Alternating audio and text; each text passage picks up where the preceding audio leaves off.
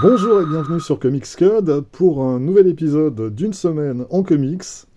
Un épisode dans lequel vous avez intérêt à vous tenir à carreau vu que je suis accompagné par le Judge Dredd et que, Pépère, c'est pas un rigolo. On va donc parler de quelques sorties françaises récentes liées au personnage chez Delirium et chez Réflexion Édition.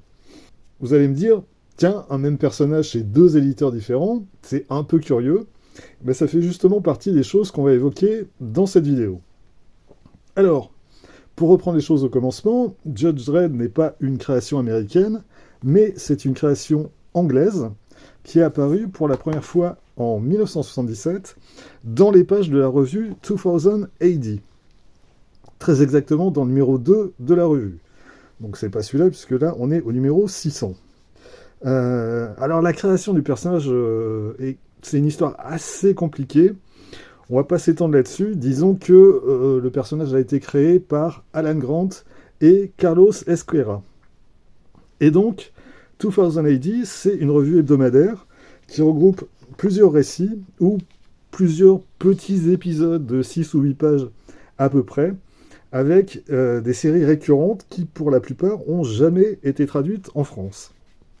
Dans ce numéro 600, par exemple, qui date de 1988, on commence avec Strontium Dog par Alan Grant et Simon Harrison, qui est une des séries régulières de la revue à l'époque. On a Rogue Trooper, qui est une autre série régulière, écrite par Simon Geller, et au dessin, si vous ne l'avez pas reconnu, c'est Steve Dillon. C'est, oui, le Steve Dillon de Preacher et de plein d'autres trucs aux États-Unis.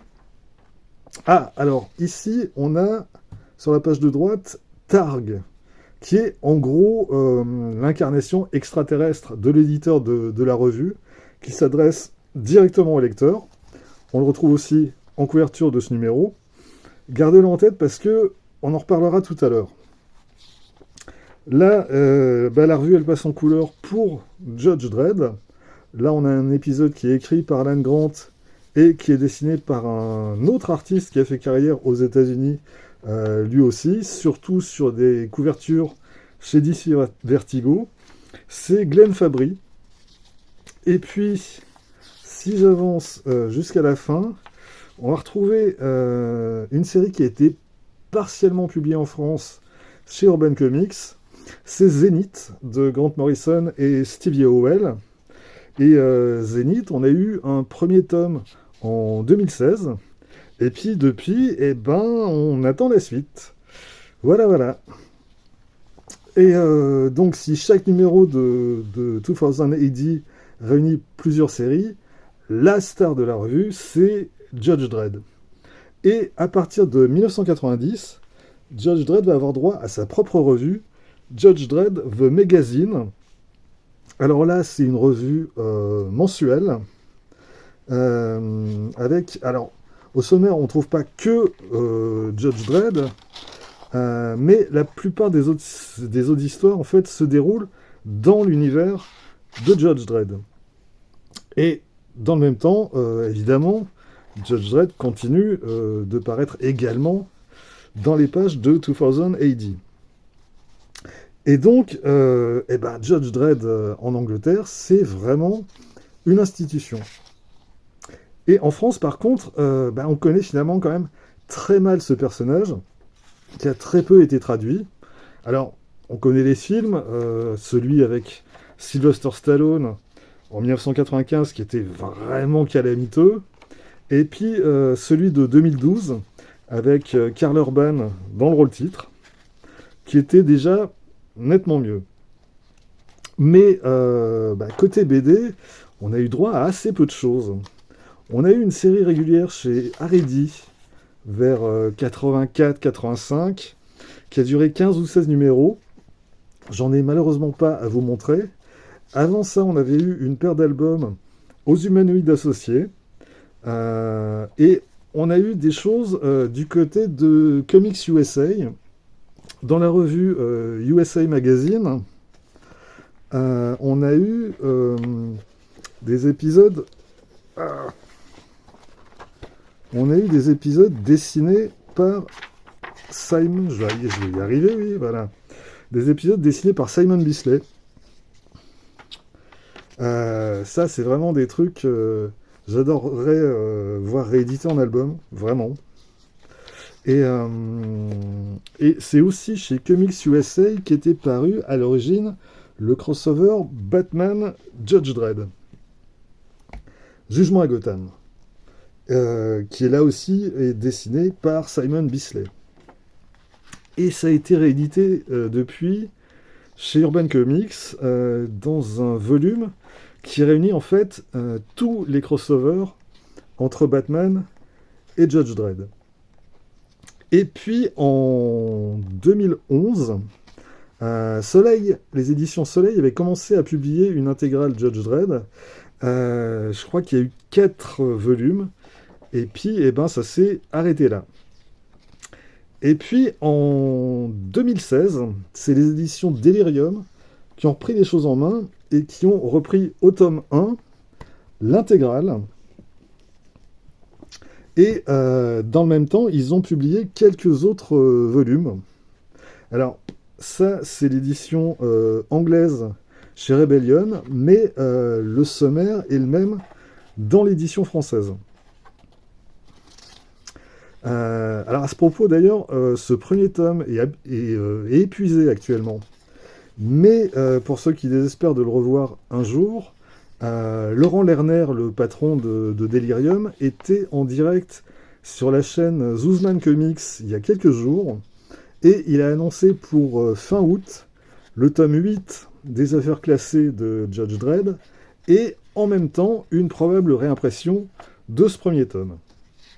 Donc, alors oui, donc du coup, on devrait arriver cette année à 8 tomes de cette intégrale, sachant qu'en Angleterre, je crois qu'on est quand même au tome 40.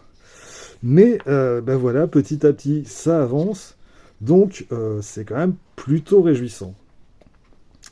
Et puis, en parallèle à cette intégrale, Delirium publie également d'autres albums. Il y en a eu 5, je crois, à ce jour. Et le dernier en date, hop, c'est celui-ci. Souriez, c'est la loi, qui réunit une douzaine de courts récits qui sont tous écrits par Al Ewing. Alors, Al Ewing en France, on le connaît surtout pour ses travaux chez Marvel, avec en premier lieu quand même son Immortal Hulk, évidemment, qui est quand même un des trucs les plus étonnants et les plus réussis qu'on ait eu chez Marvel ces dernières années. Mais dans l'ensemble, c'est un scénariste qui arrive souvent à faire des choses vraiment intéressantes au sein de l'univers Marvel. Ces 2 séries Ultimates, par exemple, étaient vraiment bien. On a eu tout récemment la mini-série Ant-Man que je conseille vraiment. Et il a une grosse production chez Marvel depuis quasiment 10 ans. Et on a vraiment pas mal de trucs intéressants. Ici, on a des histoires qui sont parues dans 2000 AD entre 2008 et 2012. Et là aussi, on a des choses vraiment très réussies, avec une palette de dessinateurs qui œuvrent dans des styles très différents. Ça commence avec une parodie des X-Men, qui s'appelle Mutopie, dessinée par Simon Fraser, avec en gros une prise d'otage par des mutants qui va très mal tourner. Ensuite, on a une histoire de, comment dire ça, de Jeux Olympiques du sexe, qui est dessinée par Paul Marshall. Là encore, c'est assez marrant. Et à l'inverse, on a ensuite un récit très touchant. Une maison pour Aldous Mayhew, qui est dessinée par PJ Holden. Et là, graphiquement, on change totalement de registre. On vient ensuite à un truc plus classique avec Harry Shimmer, mon amour, qui est dessiné par Andrew Curry. Donc vraiment, on a quand même des ambiances graphiques très différentes d'un récit à l'autre. Ensuite, Ce que le Hitler a vu, c'est une de mes histoires préférées. C'est un acteur qui doit incarner Hitler dans un musée, alors que c'est le type le plus gentil du monde, et que bah, malheureusement pour lui, tout va aller de pire en pire pour lui. J'aime beaucoup cette histoire. Ça continue avec Loisir. Où est-ce que c'est? Hop, ça y est, je suis perdu.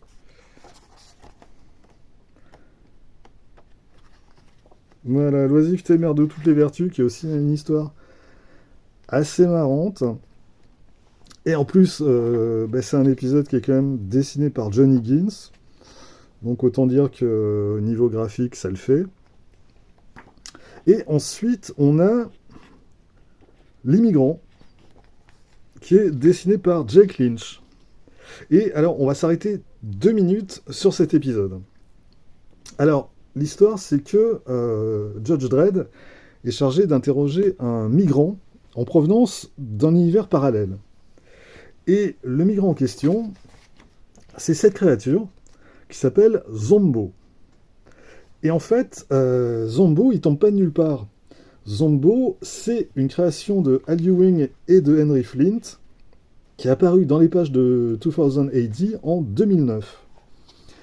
Et les aventures de Zombo se passent dans le futur, à une époque où, eh ben, en gros, la Terre a essaimé un peu partout dans la galaxie.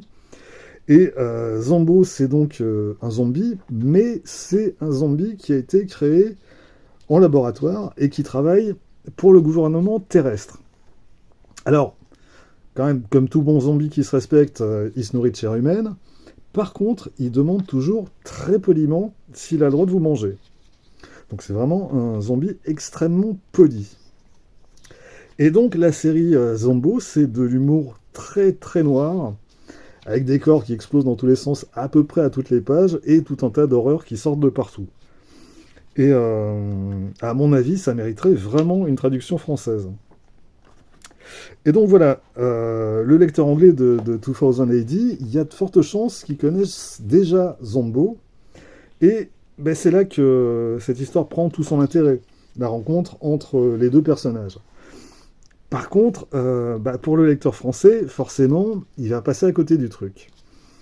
Et c'est la même chose d'ailleurs à la fin de cet épisode.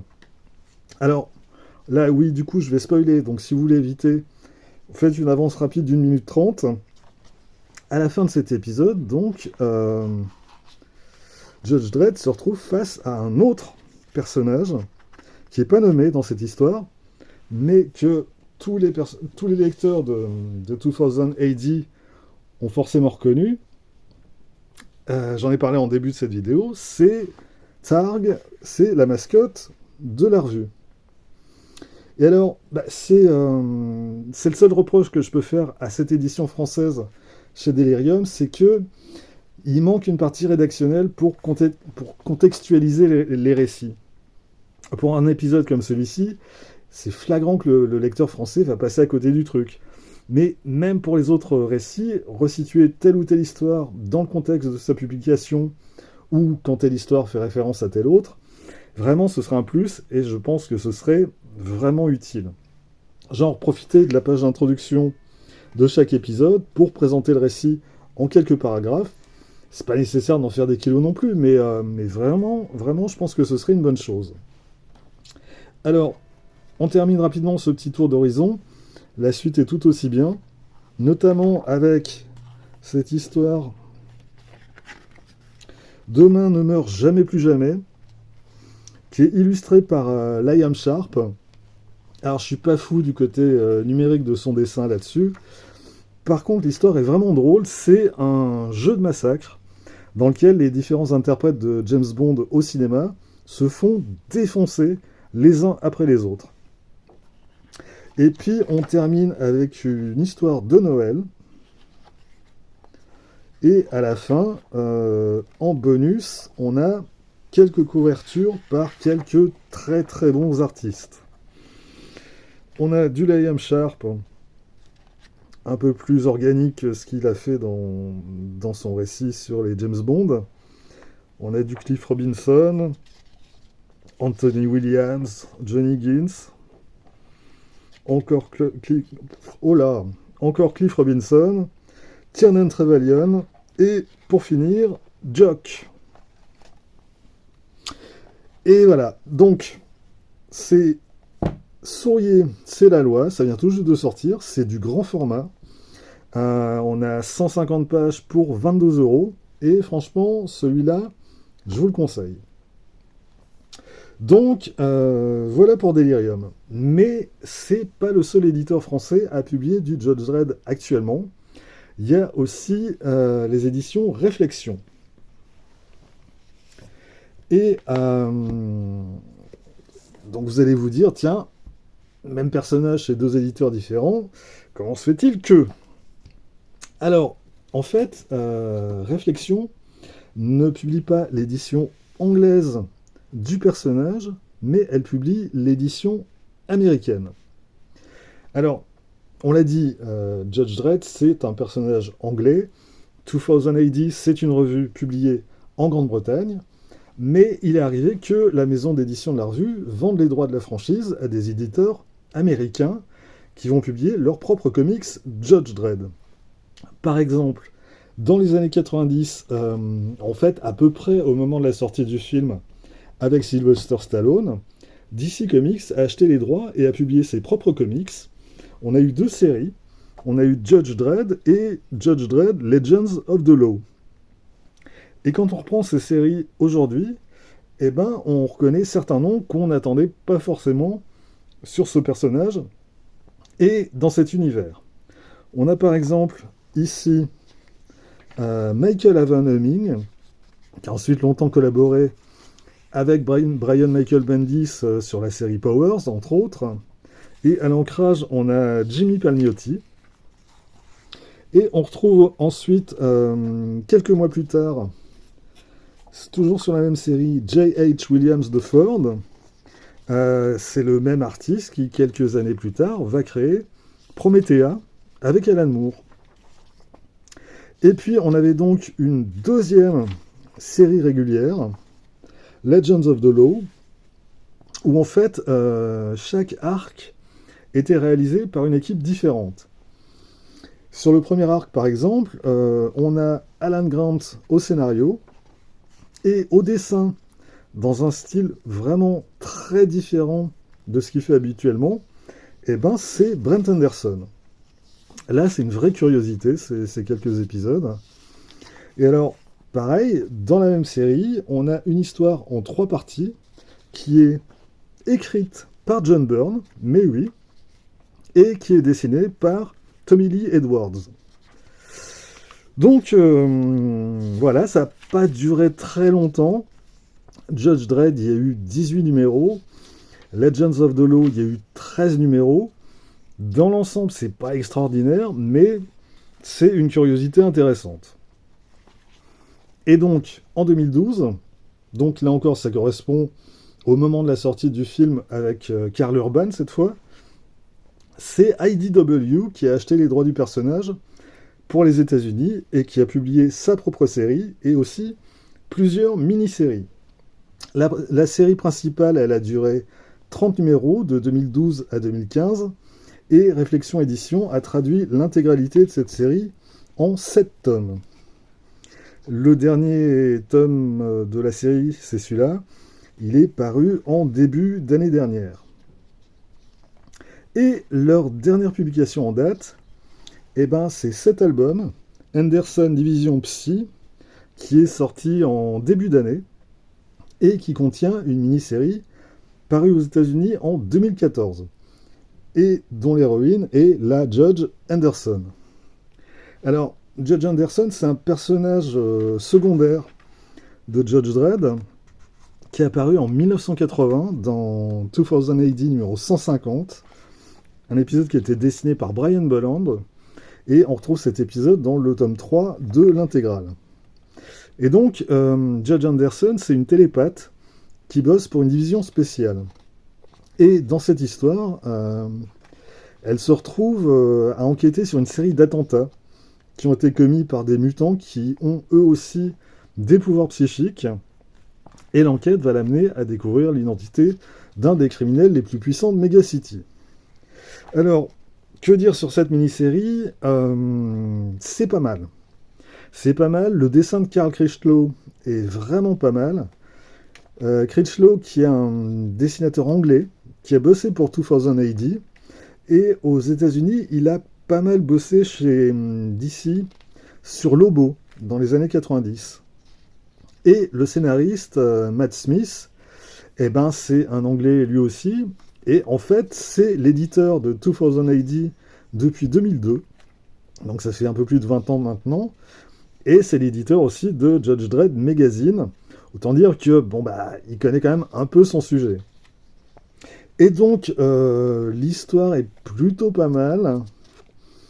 L'intrigue est bien foutue. Mais il y a un côté un peu trop sage à tout ça. Il y a un côté aseptisé qui fait que on sent jamais vraiment l'esprit de l'univers de Judge Dredd. Et alors, de ce point de vue, du coup, il faut bien reconnaître que la couverture est pas mensongère. J'aime pas du tout. Elle est signée Mimi Yoon, et on a une espèce de version poupée Barbie de Judge Anderson. Et alors, les autres couvertures de la mini-série sont franchement pas meilleures. À l'exception, quand même, ça c'est très vilain. Par contre, il y a quand même cette couverture signée Chris Weston, qui a de la gueule. Mais alors, le reste, vraiment. Et alors, attention, la pire de toutes. Tadam! Fallait quand même oser sur du Judge Dredd faire une couverture comme ça. Mais bon, encore une fois, le contenu est quand même bien meilleur que ça graphiquement. Mais c'est quand même un peu trop sage pour être vraiment réussi. Et ben voilà, c'est tout pour aujourd'hui. Rendez-vous très vite pour la suite. La prochaine vidéo, elle sera consacrée aux nouveautés à sortir en avril chez Panini Comics. Mardi, si tout va bien. D'ici là, eh ben, vous pouvez vous abonner à cette chaîne, laisser un commentaire, partager cette vidéo sur les réseaux sociaux et surtout, lire des comics. Soyez sages et à bientôt.